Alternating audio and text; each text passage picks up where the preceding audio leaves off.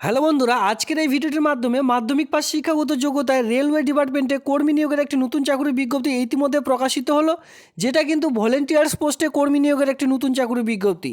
যারা বিশেষ করে সিভিক ভলেন্টিয়ার্স পোস্টে চাকরি করতে চান তারা বিশেষ করে আজকের এই ভিডিওটি দেখবেন, কারণ কি ইতিমধ্যে রেলওয়ে ডিপার্টমেন্টে ভলেন্টিয়ার্স পোস্টে কর্মী নিয়োগের একটি নতুন চাকরির বিজ্ঞপ্তি এইমাত্র প্রকাশিত হলো।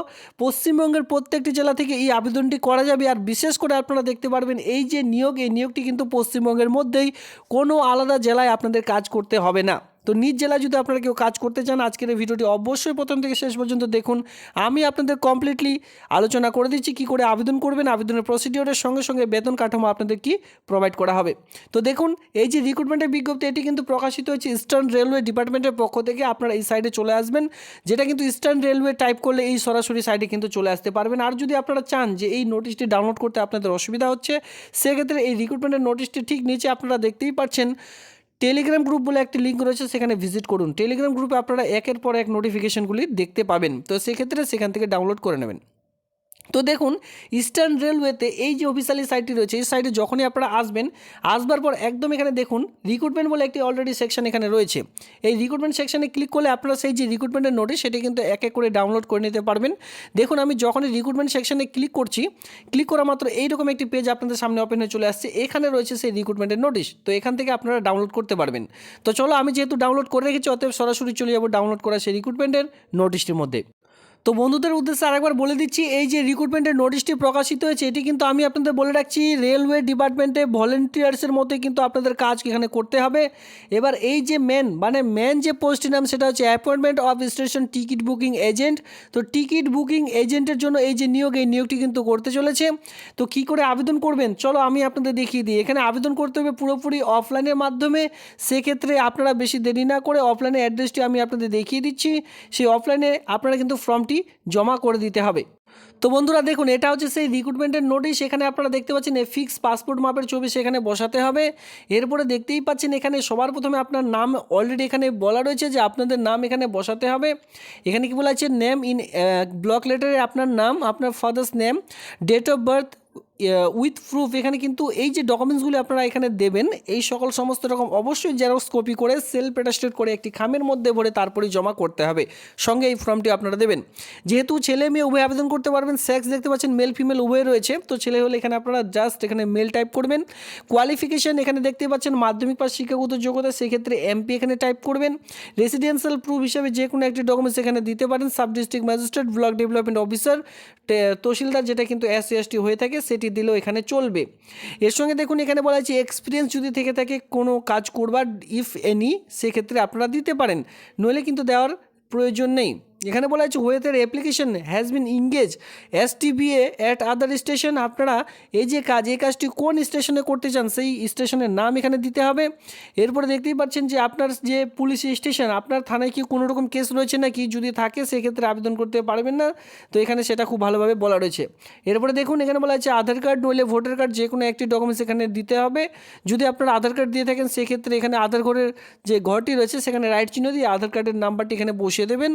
এখানে কন্ট্যাক্ট নাম্বার, এই যে কন্ট্যাক্ট নাম্বারটি রয়েছে, এই কন্ট্যাক্ট নাম্বারটি অবশ্যই আপনাদের গুরুত্বপূর্ণ কন্ট্যাক্ট নাম্বার যে রয়েছে সেটি কিন্তু বসিয়ে দিতে হবে। ক্লিয়ার?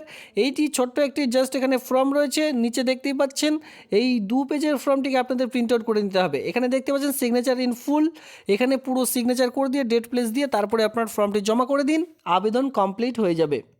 এবার আমি বলে থাকছি এই সকল যে পোস্ট রয়েছে এই সকল পোস্ট কিন্তু পার্মানেন্ট পোস্ট নয়। বারবার বলছি এই সকল পোস্ট কিন্তু পার্মানেন্ট পোস্ট নয়। এই সকল পোস্ট কিন্তু ক্যাজুয়াল ভিত্তিক, টেন্ডার ভিত্তিক হিসাবে যে নিয়োগ, এই সকল টেন্ডার প্রদান করা হয়। সেই সকল টেন্ডার যারা নিচ্ছেন তারা কমপক্ষে 3 বছরের জন্য টেন্ডার দেওয়া হচ্ছে। এই 3 বছরের জন্য শুধুমাত্র এই কাজটি থাকবে, পরবর্তীতে কিন্তু আপনাদের বের করে দেওয়া হবে। এটা 100% জেনুইন, ঠিক আছে? এই জন্য আমি বলে রাখছি এটা কিন্তু কোনো রকম পার্মানেন্ট জব নয়। যদি আপনারা 3 বছরের জন্য ক্যাজুয়াল ভিত্তিক হিসাবে কাজ করতে চান সেক্ষেত্রে কাজ করবেন, 3 বছরের পর 100% আপনাদের কিন্তু বের করে দেওয়া হবে। কারণ কি, এই যে টেন্ডার এই সকল প্রতি বছর 3 বছর পর পর দেওয়া হয়ে থাকে। 3 বছর পরেই কিন্তু আপনাদের যে টেন্ডার নিয়েছেন এবছর, ধরুন এবছর যে টেন্ডার নিয়েছেন সে 3 বছর পর টেন্ডার পাবেন সেটা কিন্তু কোনো রকম কোথাও লেখা নেই, সেটা অন্য কেউ টেন্ডার পেতে পারেন। তো সেক্ষেত্রে আপনারা যারা পুরনো কাজ করছেন তাদেরকে নাও নিতে পারে সেই কাজের মধ্যে, সেক্ষেত্রে নতুন করে এভাবে করে রিক্রুটমেন্ট প্রকাশিত হতে পারে, সেক্ষেত্রে হবেই। এইভাবে করে এই নিয়োগের বিজ্ঞপ্তিগুলি প্রকাশিত হয়ে থাকে। যদি আপনারা টিকিট যে বুকিং যে ভলেন্টিয়ার্স রয়েছে, এই টিকিট বুকিং ভলেন্টিয়ার্স অন্তত 3 বছরের কাজ করতে চান, এই আবেদনটি করতে পারেন। এখানে দেখুন, এখানে বলা আছে application must should not been 18 years, এখানে অবশ্যই 18+ হলে আবেদনটি করা যাবে। সঙ্গে বলা আছে লোকাল রেসিডেন্স হয়ে থাকলে কিন্তু আবেদনটি করুন, আপনারা কিন্তু বিশেষ ছাড় পেয়ে যাবেন। এখানে সেটাই বলা আছে, মানে লোকালিটিদের জন্য বিশেষ করে এই নিয়োগের বিজ্ঞপ্তি এখানে আপনারা দেখতে পাচ্ছেন। আর এখানে আপনারা দেখতেই পারবেন যে কমপক্ষে এখানে should have passed at last exam class 10 exam. এখানে শুধু বলা হচ্ছে যে মাধ্যমিক পাস শিক্ষাগত যোগ্যতা থাকলে আবেদনটি করা যাবে, যাদের উচ্চ মাধ্যমিক রয়েছে তারাও এখানে আবেদন করা যাবে। তবে মিনিমাম শুধুমাত্র আপনাদের কিন্তু মাধ্যমিক পাস শিক্ষাগত যোগ্যতার প্রয়োজন, যারা 8 পাস করেছেন তারা কিন্তু এখানে আবেদন করতে পারবেন না। এই কয়েকটি জাস্ট এলিজিবিলিটি ক্রাইটেরিয়া রয়েছে, আপনারা এই কয়েকটি ক্রাইটেরিয়া থাকলে আবেদনটি করতে পারছেন। আর বিশেষ করে বারবার বলছি, এই যে রিক্রুটমেন্ট যারা নিয়ারেস্ট কাছাকাছি রয়েছেন, আমি আপনাদের রিক্রুটমেন্টে দেখিয়ে দিচ্ছি, এই অ্যাড্রেসে যদি বসবাস করে থাকেন সেক্ষেত্রে আবেদনটি করুন, আপনারা এখানে বিশেষ ছাড়গুলি পেয়ে যাবেন। এবার কথা হলো যে কোন অ্যাড্রেসে আপনারা এই যে ডকুমেন্টসগুলি সেটি পিন আপ করে আমি আপনাদের অফলাইনের ফর্মেটে দেখিয়ে দিলাম, সেই অফলাইনের ফর্মেটটি কোন অ্যাড্রেসে পাঠাবেন।